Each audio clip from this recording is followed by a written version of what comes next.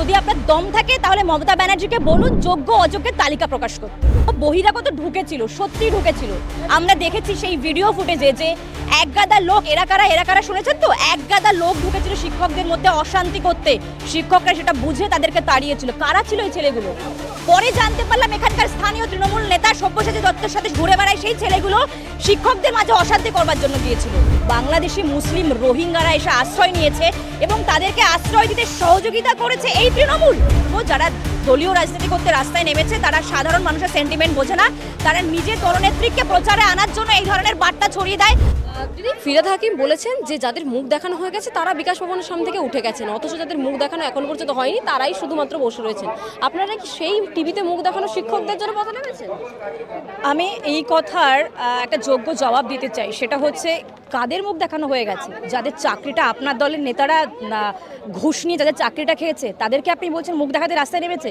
আপনি কখনো জানেন যে একটা মানুষের চাকরি চলে যাওয়া মানে সেই পরিবারটা, গোটা পরিবারটা, সন্তান মা বাবা নিয়ে রাস্তায় বসে যাওয়া, তাদেরকে বলছেন ক্যামেরার সামনে মুখ দেখাতে বসেছে? এই কথা না বলে যদি আপনার দম থাকে তাহলে মমতা ব্যানার্জিকে বলুন যোগ্য অযোগ্যের তালিকা প্রকাশ করতে। দেখা যাচ্ছে পুলিশ এক তো লাঠিচার্জ করছে, অপরদিকে দেখা যাচ্ছে এই যে বহিরাগত ঢুকছে, যেটা যে ইস্যু নিয়ে বারবার বিজেপিকে দেখেছি আমরা পথে নামতে। মমতা বন্দ্যোপাধ্যায় এখন উত্তরবঙ্গ সফরে গিয়ে তিনি কোথাও গিয়ে মনে করেছেন সত্যি বহিরাগতরা ঢুকছে, এত দেরি হলো পুলিশ মন্ত্রীর পক্ষে? দেখো, বহিরাগত ঢুকছে এর দুটো অ্যাঙ্গেল আছে। এক তো মমতা বন্দ্যোপাধ্যায় রাজ্যের বিভিন্ন ঘটে যাওয়া ঘটনাতে নিজের দলের স্থানীয় কাউন্সিলর বা তৃণমূল নেতাদের বা গুন্ডাদেরকে বাঁচানোর জন্য বহিরাগত তকমা দেন, ওনার একটা অভ্যাস। কারণ মুর্শিদাবাদে উনি বলেছেন বহিরাগত ঢুকেছে।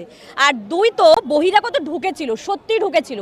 আমরা দেখেছি সেই ভিডিও ফুটেজে যে একগাদা লোক, এরা কারা শুনেছেন তো, একগাদা লোক ঢুকেছিল শিক্ষকদের মধ্যে অশান্তি করতে।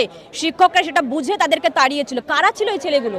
পরে জানতে পারলাম এখানকার স্থানীয় তৃণমূল নেতা সব্যসাচী দত্তের সাথে ঘুরে বেড়ায় সেই ছেলেগুলো শিক্ষকদের মাঝে অশান্তি করবার জন্য গিয়েছিল।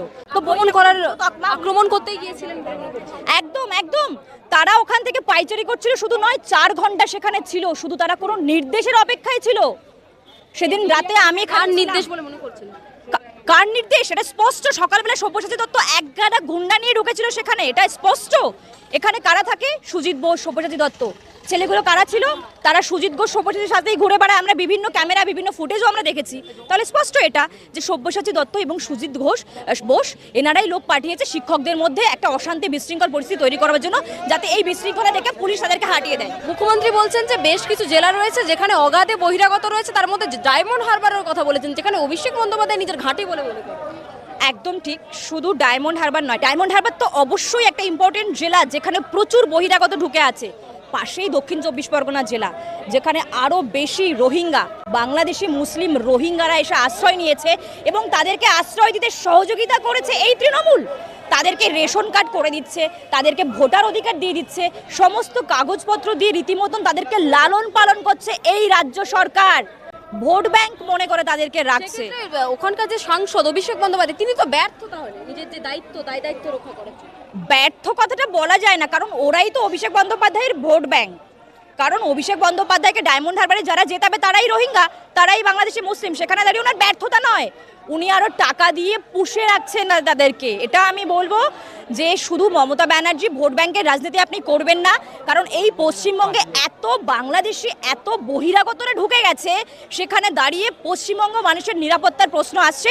আমি চাইবো যে আপনি রাজনীতি থেকে বেরিয়ে এসে রাজনীতির ঊর্ধ্বে কেন্দ্র সরকারের সাথে আলোচনা করে বিএসএফ এর সাথে কথা বলে আপনি এটাকে সামাল দিন, না হলে পশ্চিমবঙ্গের পরিস্থিতি খারাপ হতে যাচ্ছে। আগামী দিনে এখানে হিন্দুরা শুধু নয়, যারা পশ্চিমবঙ্গের অরিজিনাল বাসিন্দা তাদের জন্য বিপদ ঘনিয়ে আসছে। গতকাল রাতে আমরা দেখলাম তৃণমূলের যে আইটি সেল রয়েছে সেই ফেসবুক পেজ থেকে একটি ভিডিও পোস্ট করা হয়েছে, যেখানে একজন মহিলা তিনি বলছেন যে মমতা বন্দ্যোপাধ্যায়ের যে আমল, সেই আমলে মহিলারা সব থেকে বেশি সুরক্ষিত।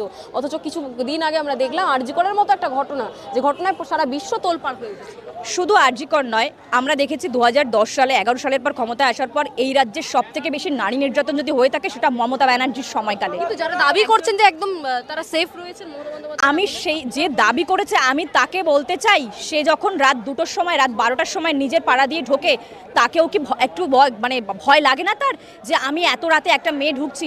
এই প্রশ্ন তো আসার কথা নয়। আজকে যেখানে দুনিয়া এগিয়ে গেছে, ভারতবর্ষ এগিয়ে গেছে, সেখানে দাঁড়িয়ে পশ্চিমবঙ্গে এখনো কত পিছিয়ে।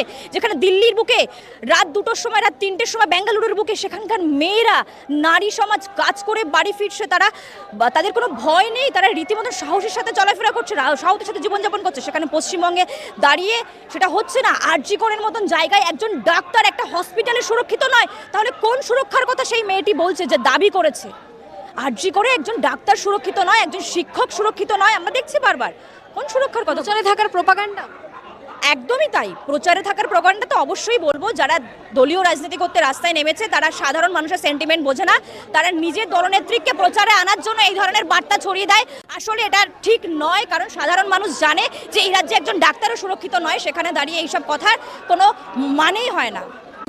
বাংলা হান্টের আরও খবর দেখতে নজর রাখুন। বাংলা খবর মানেই বাংলা হান্ট।